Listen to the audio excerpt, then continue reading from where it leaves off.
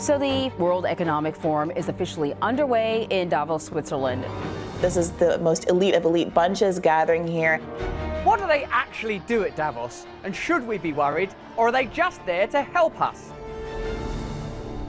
Well, that's a great question. When the world's richest and most powerful people meet in Davos, what exactly are they doing?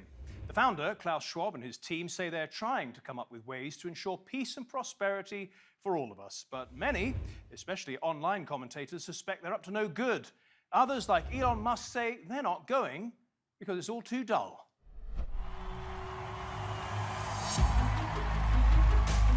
The ever-entertaining Elon Musk said he'd never go to Davos because it's boring. For a man like him, that may well be true. But for most of us, it's actually pretty exciting.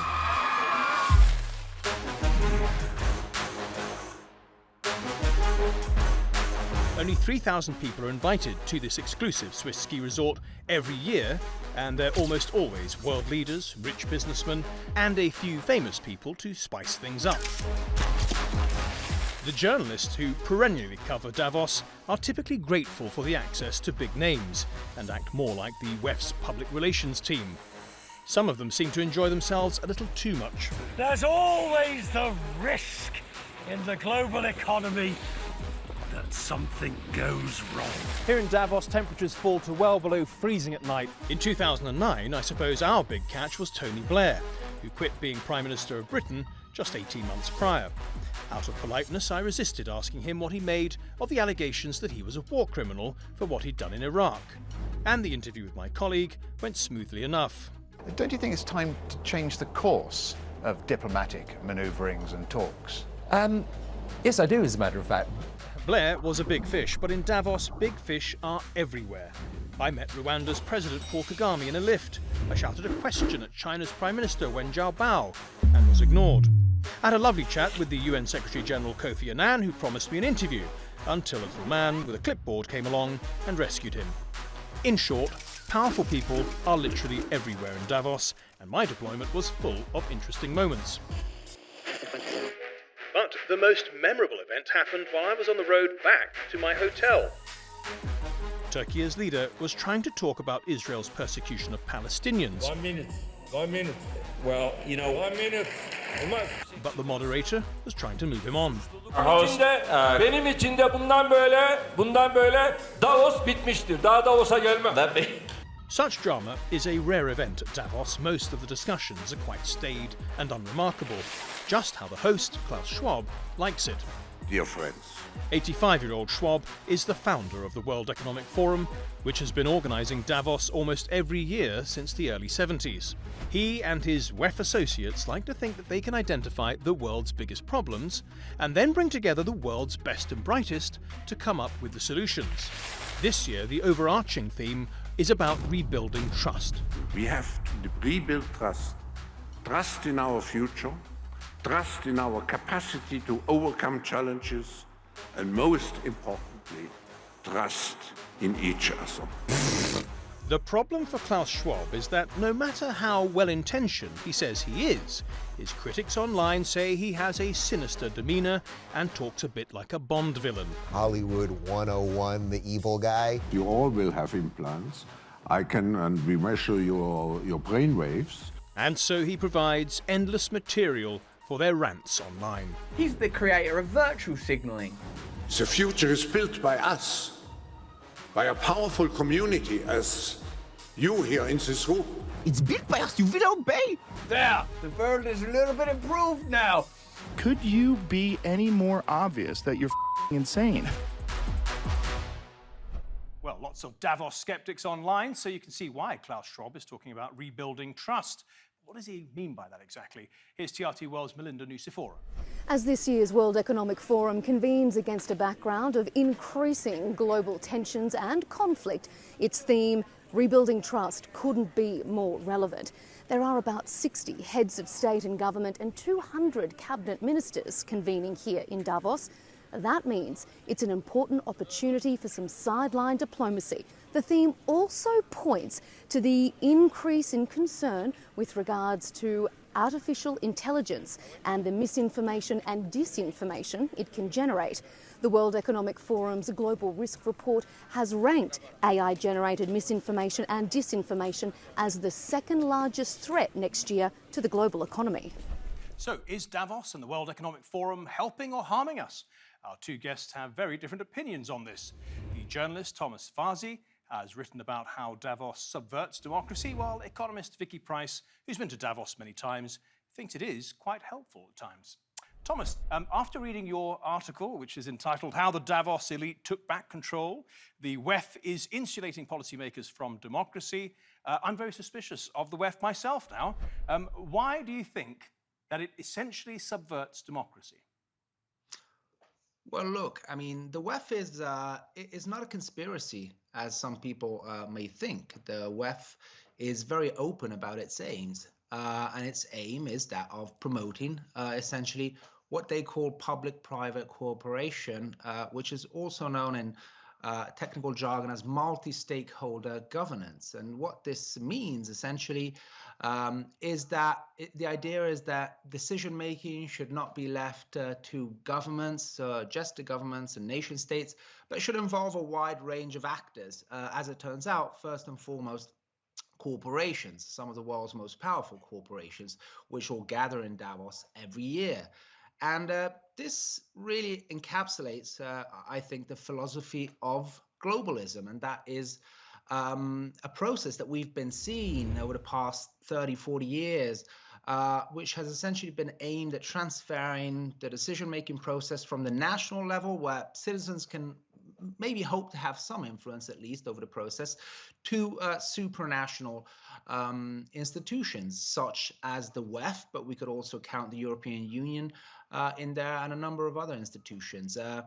And this takes power away from citizens and gives growing power to essentially unelected, unaccountable stakeholders, which, as I said, insofar as the WEF is concerned, tend to be mainly corporations, global corporations. Vicky, do you take the point? I mean, you went there supporting government ministers. Do you take the point that essentially corporations have taken it over, in fact it's supposed to, and that they have a very cosy and perhaps unhealthy, undemocratic relationship with governments? Well, I've also been to Davos as part of a business delegation as well. And the important thing about the whole event is that it brings in loads and loads of businesses that perhaps wouldn't be meeting normally together. It also brings loads of politicians who, of course, still make an awful lot of decisions. So, yes, it's true, there is a certain amount of lobbying that gets done.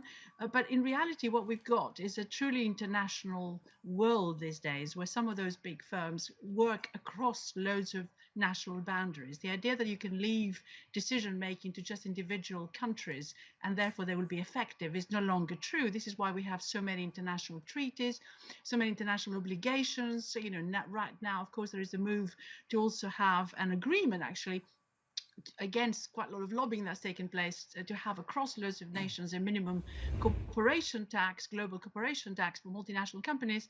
So the truth is that a way of coordinating what companies do with what governments can also effectively dictate on them, if you like, but in a way that helps growth and helps prosperity internationally, but also abides to a number of international rules, is a very good idea. So I don't see this as a taking away of democracy from the national states. It's actually one re-emphasizing, re-emphasizing the international nature of what business is all about. Of course, Thomas makes a point in his article that the WEF, the WEF, is essentially paid for by 1,000-member companies.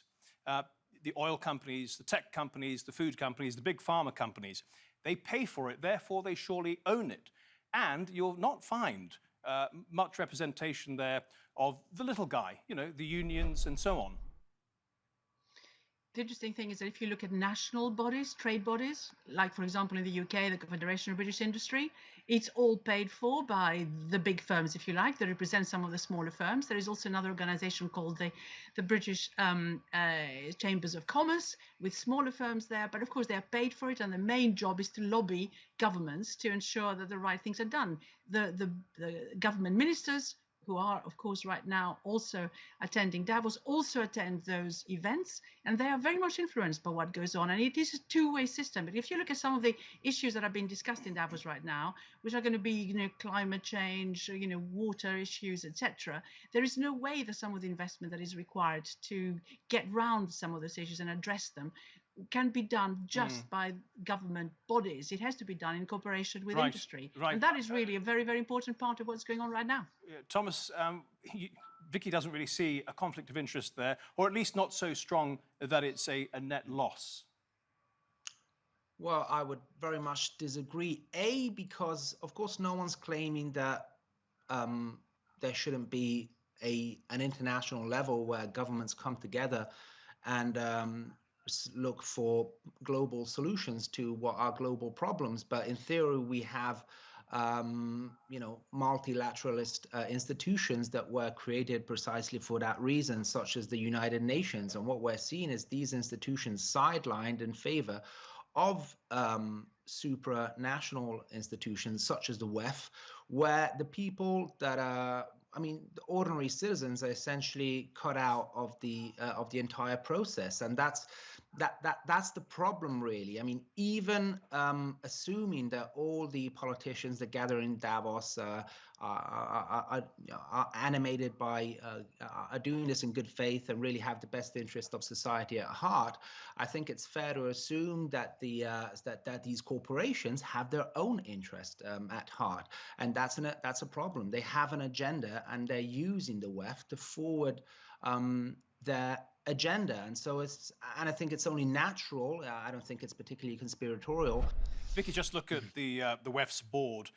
Underneath Klaus Schwab, we have Lawrence Fink, the CEO of BlackRock, David Rubenstein, the boss of Carlyle Group, Mark Schneider, the CEO of Nestle, and so on and so on. Are you telling me those people are there to put the public interest first, or are they there to maximize their profits as their shareholders would like? They're not necessarily there just to help everyone, get out of poverty overnight. But I think what they are doing by being there and being so public about what it is that they are planning to do, including, for example, in climate change, and also how to deal with this whole insecurity issue that we got right now, geopolitically, for example, is make it clear what it is that they're trying to do. So the fact that you've got them announcing all sorts of endeavors to improve air quality or areas like that. Yes, of course, there's a certain amount of lobbying, and they are looking for subsidies from governments to do these sort of things. As I said, it has to be a cooperation across. People can see it. It's a very open sort of conference. If it's very open, why are they holding it up in a remote luxury Swiss ski resort guarded by thousands of soldiers? You have to pay enormous sums of money to get there. I don't think it's open. Well, you're right that there is security issues. We had the same type of stuff with the various COPs that have taken place. You have a lot of security there, and yet we all think it's a very good thing to have. Is it open, the Vicky? COPs You have to pay thousands to get in. I agree, but it depends what you mean by open. You can watch it, as I've been watching it here since I haven't gone this time, on television. All the sessions are the open sessions. Most of them involving businesses are open sessions. There are, of course, lots and lots of side deals that go on, side meetings we can see, lots of political deals that go on. But actually, it is very, very difficult to find other events where you can see televised loads of different companies and politicians sort of discussing things together. So it's open from that point of view. I can see it. I can make up my mind about whether what they're saying is right. Vicky, and then you can hold the companies to account if they don't do it. Vicky, to be fair, they know the cameras are on. And I imagine that most of the schmoozing gets done in the parties, and I won't go into those, but I imagine that the stuff off camera is where it really all happens. Let me ask you about, final question before we take a quick break. Let me ask you about Klaus Schwab and how he boasts about infiltrating cabinets of countries around the world. Let's first of all listen to that. What we are very proud of now is the young generation, like Prime Minister Trudeau, President of Argentina and so on, that we penetrate the cabinets. So yesterday I was at a reception for Prime Minister Trudeau, and I know that half of this cabinet, or even more half of this cabinet, are actually young global leaders of the World Economic Forum. So Thomas, Schwab there referring to the Young Global Leaders Initiative, which was started around 30 years ago, 1992. What's wrong with that initiative? Well, I think, again, it's a clear demonstration of the ways in which these supranational institutions subvert democracy. Here we have an incredibly powerful institution, which is the WEF, which essentially, churns out future leaders, and it can do it because it has a lot to offer in terms of career opportunities, and the fact that so many important leaders, especially Western leaders, have gone through that program. I mean, Blair, Gordon Brown, Angela Merkel, Sarkozy, and so many others, I think should be worrying, because clearly the WEF and Schwab, they don't put all this effort into training these politicians, again, simply so they can go out and serve the interests of society at best. People like Schwab and the WEF, they have an agenda, and these politicians come out of those programs with a clear agenda, which they tend to then proceed to implement. And again, if we look at one of the governments that Schwab himself boasted about being essentially controlled by the WEF, the Trudeau government, we can see that they also tend to support policies that are not the most democratic policies. Let's take that over to Vicky Pryce, if I may, for a second. Yes, when you look at the Trudeau government, and Schwab boasts about having half the cabinet at one point, having come through his initiative. You look at the Trudeau cabinet, can you see Schwab's fingerprints all over it? Do you think they're acting in a way that the WEF would approve of, but the Canadian people wouldn't? I wouldn't comment on what's going on in Canada directly, but I would say that I have in fact nominated young global leaders for Davos, and in fact one of them is there right now. So I have, if you like, a finger in this up to a point, although just nomination rather than anything else, and it worked in this particular case. For example, the person who's there today. But you could say similar things about the Grande École in France, how they then go and dominate government in that country. You can say the same about Eton here in the UK. You can say something very similar about people who've been at McKinsey and how they move around and then have very senior positions. So, of course, you can add the World Economic Forum setup as well. But there are plenty of others if you look at individual countries across the world. So you can't just single out WEF and say this is the one that's is very, if you believe in conspiracy theories, the one that tries to dominate the world, because there are different setups in different countries and different groups dominate. Vicky Pryce and Thomas Fazi, thank you. Please stay with us. We'll come back to you in just a minute. Well, another big topic under discussion is how to get ready for another global emergency like COVID-19. Let's go back to Davos and Melinda Nucifora for more. If the COVID-19 pandemic taught the world anything, it was to prepare for the worst. So what would happen if there was another outbreak that killed 20 times more people? The World Health Organization is calling this hypothetical pathogen Disease X. The World Economic Forum has been discussing what new healthcare mechanisms need to be put in place to meet those potential challenges ahead. But don't panic just yet. The WHO insists this is just a thought experiment. Well, the discussion about future pandemics was led by the head of the World Health Organization, who started by trying to ease concerns caused by the name Disease X. Disease X is a placeholder for unknown disease. I just wanted to start by clarifying that, because there is already a lot of attention. If I may, although COVID came immediately, we were preparing for COVID-like disease. You may even call COVID as the first Disease X. And it may happen again. Of course, there are some people who say, oh, this may create panic. No. It's better actually to anticipate something that may happen, because it has happened in our history many times, and prepare for it. OK, let's bring our guest back in now. And Thomas Fazi, we've just finished that report there with the WHO chief. talking about disease X. Do you trust the participants in Davos to plan appropriately for such a pandemic?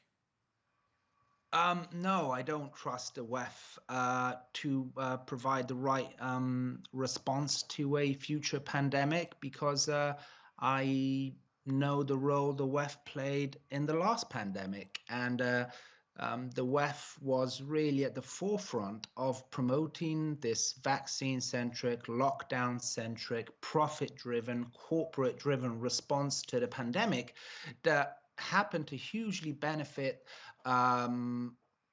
big tech and big pharma companies, while doing huge economic damage to society at large, from which we haven't even fully recovered and for which we're still paying the price. And this relates to what I was saying earlier. I mean, it really kind of brings it into the concrete, in terms of what these public-private partnerships mean. The WEF was at the center of really promoting the record speed development of these experimental vaccines that generated billions for companies like Pfizer and Moderna, which are, of course, regulars at the WEF, while creating several problems, I would say, to society at large. And so, I think this really exemplifies that the WEF does play a role when in these important historical events. And so when I hear the WEF talking about the next pandemic and the way we should respond to the next pandemic, I'm quite concerned, to be honest. For example, we saw Tony Blair saying how we need to promote mandatory global vaccine passports as we, in expectation of the next pandemic. So we can see this, again, creeping anti-democratic totalitarian push coming from the WEF. Vicky, the point Thomas makes, among others, is that companies will profit from such pandemics, and they have the ear of the World Health Organization and governments. And he's concerned that there's a conflict of interest there. Of course, companies profit from all sorts of shocks, and the pandemic was one of those shocks, if you like, even though Thomas says that they were quite well prepared. It's rather good that at least we did have vaccine development, which was quite fast.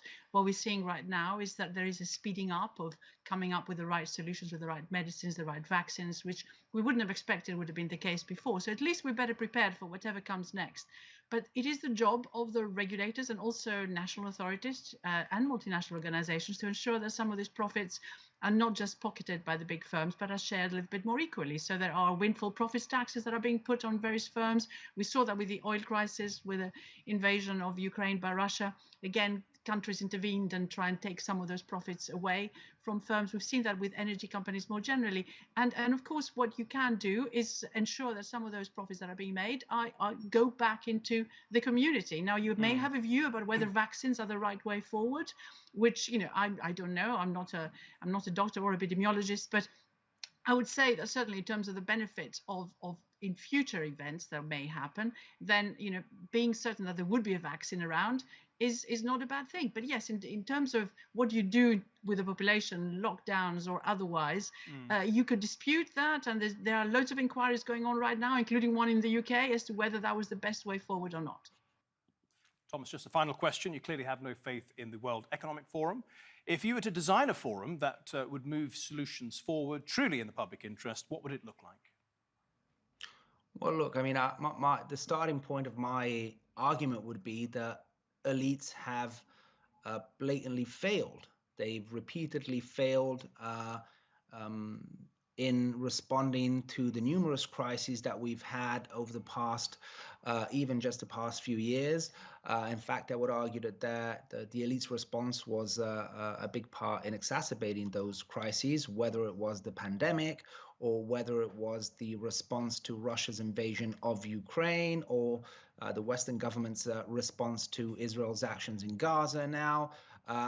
We see the elites being, I would say, rather ineffectual in responding to any of these crises. And so I would, instead of continuing to propose the kind of top-down responses and policies that institutions like the WEF promote, I think we could start considering more of a bottom-up response, which starts by actually talking to ordinary people and to the people that are on the receiving end of these policies. So there's a lot of talk, for example, about climate policies nowadays. Well, instead of politicians talking to big agribusiness corporations and corporations that operate in the big food sector, which are the ones that participate in Davos and have their own agenda when it comes to how to respond to the climate issue, maybe it would be worth you talking to small farmers, which happen to play a cruel role in our food chain and in the economy and society more in general, but are also the ones that are losing out from the kind of top-down response, climate response that is coming out of institutions like the WEF. Thomas Fazi and Vicky Pryce, thank you so much. Much appreciated. And thank you at home and on your phones for watching. If you want to see this episode or any of our previous episodes, do go to our channel on YouTube. Just type in Nexus TRT World. Till next week then, goodbye.